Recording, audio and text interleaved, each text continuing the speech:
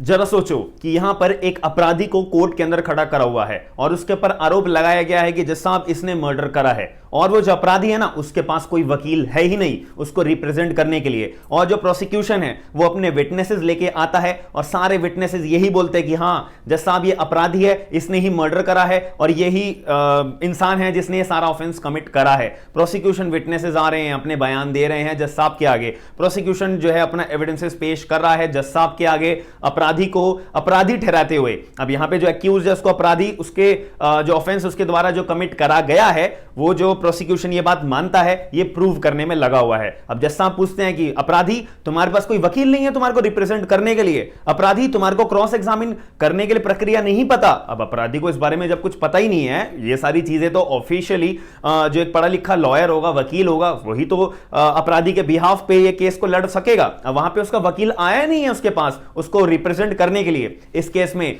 जज साहब ने बिना कुछ सोचे समझे, बिना कुछ अपराधी के साइड का एक बारी फेयर ट्रायल होना चाहिए नहीं होना चाहिए इसके बारे में सोचे, उस अपराधी को जेल में भेज दिया और मर्डर का चार्ज लगाते हुए उसको बोला कि भाई जाओ तुम्हारे को हम जो है मर्डर का चार्ज लगा के तुम्हारे को हम जेल में पर्टिकुलर ये एक्स नाम की सजा देते हैं। बात यहीं खत्म हो जाती है। अब आप लोग बताइए यार, ये अपराधी के साइड से सोचिए कि अगर वो अपराधी एक्चुअल में है या नहीं है, इन रियलिटी सारे प्रोसिक्यूशन जो विटनेस होंगे क्या वो सच होंगे? यार सारे सच हो भी सकते हैं लेकिन नहीं भी हो सकते ना। यहां पे जरूरी थोड़ी ना है कि यार यहां पे जो प्रोसिक्यूशन है वही सच बोल रहा होगा, जो अपराधी जिसको हम एक्यूज बोल रहे हैं वो झूठ बोल रहा होगा, नहीं। तो इसीलिए एक्यूज के पॉइंट ऑफ व्यू से भी हमें एक चीज देखनी चाहिए, उसको भी फेयर ट्रायल देने का मौका मिलना चाहिए। इसीलिए ऐसा आज के अभी पर्टिकुलर केस के अंदर नहीं हुआ था। यहां पे दिल्ली हाईकोर्ट आया, पूरी बातों को समझी एंड दिल्ली हाईकोर्ट ने एक रिलीफ एक्यूज को ग्रांट करी है, और जो कन्विक्शन में उसको मर्डर का चार्ज लगा के जेल में भेजा गया था ट्रायल कोर्ट के द्वारा वो सेटिसाइड कर दी, यानी कि वो रद्द कर दी। और यहां पे बोला गया है कि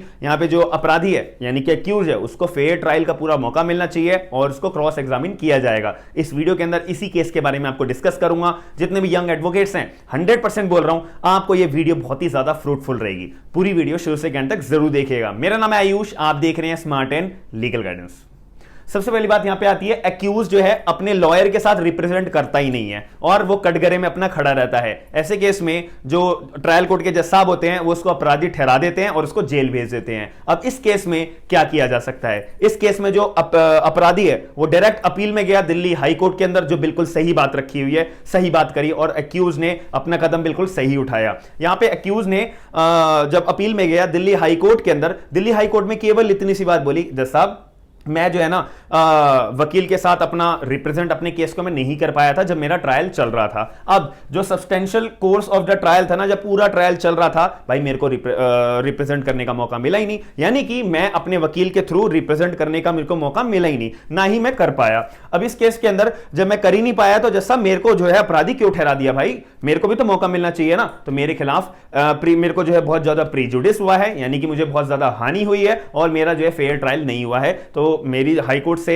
ये रिक्वेस्ट है कि आप मुझे प्रोसिक्यूशन विटनेस को क्रॉस एग्जामिन करने का पूरा मौका दिया जाए। अब यहां पे दिल्ली हाईकोर्ट ने सारी बातों को समझा और अपीलेंट ने जो मांग करी है कि रिकॉल करा जाए सारे के सारे प्रोसिक्यूशन विटनेसेस को, और ताकि एक्यूज को भी श्योरिटी मिल जाए कि हां मेरे साथ फेयर ट्रायल हुआ है। जज साहब ने इसकी बात को भी समझा और जज साहब ने पर्टिकुलर अपीलेंट की बात को भी समझा और अब इसके अंदर अपना फैसला सुनाया। अब इसके अंदर जो है एक्यूज ने एक बात और बोली थी कि जज साहब देखो, जब प्रोसिक्यूशन विटनेस नंबर 1 से लेके प्रोसिक्यूशन विटनेस नंबर 8 तक जब मेरा ट्रायल चल रहा था, भाई जब तक तो मैं रिप्रेजेंट कर रहा था वकील से, लेकिन जैसे ही जब मेरे प्रोसिक्यूशन विटनेस 9 से लेके प्रोसिक्यूशन विटनेस 18 तक जब मेरे एग्जामिन करने लगे जज साहब, तो during the course of the trial, तो जब मैं अपने वकील को रिप्रेजेंट करते हुए अपने मेरा ट्रायल नहीं चलाया गया और जज साहब के थ्रू ही अपना प्रोसिक्यूशन ने अपने विटनेसेस को एग्जामिन कराया, मेरे को कोई क्रॉस एग्जामिन करने का मौका दिया ही नहीं गया, जो कि मेरे साथ ये गलत हुआ, मेरे साथ फेयर ट्रायल नहीं हुआ। इस पर्टिकुलर ग्राउंड के बेसिस पे जो अपीलेंट था यानी कि जो एक्यूज था वो अपना दिल्ली हाई कोर्ट के अंदर अपील के लिए गया था।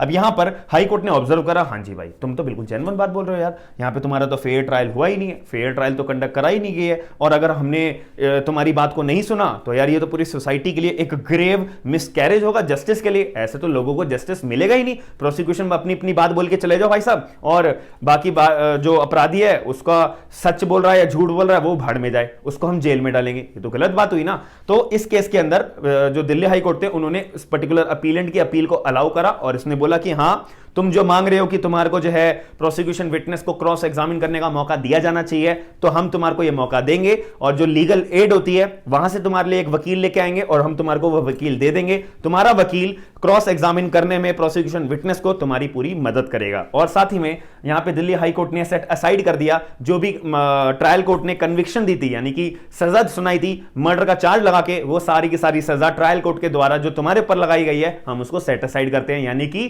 खत्म करते हैं। याद रखिएगा, यहां पे जो ट्रायल के दौरान तुम्हारे को सजा मिली थी हम उसको खत्म करते हैं। तो आप लोग बताइए इस वीडियो के अंदर आपने कोई एक नई चीज सीखी होगी कि अगर आपका क्लाइंट जो है, यानी कि कोई भी व्यक्ति जो है, अगर अपना वकील रिप्रेजेंट करके नहीं करता है, ट्रायल के दौरान उसको अगर कन्विक्शन मिल जाती है तो आप अपील में जाके इंसाफ मांग सकते हो और अपना क्रॉस एग्जामिन करने का एक आपका जो अधिकार होना चाहिए वो आप मांग सकते हो। तो मैं आशा करता हूं कि आपको वीडियो समझ में आई होगी। अगर वीडियो समझ में आई है, वीडियो पसंद आई है, इंफॉर्मेटिव लगी है, तो अपना एक लाइक जरूर दीजिएगा। साथ में आपको कोई भी डाउट हो कमेंट बॉक्स के अंदर अपना डाउट क्लियर कर सकते हो। हम मिलते हैं नेक्स्ट वीडियो के अंदर। थैंक यू, धन्यवाद।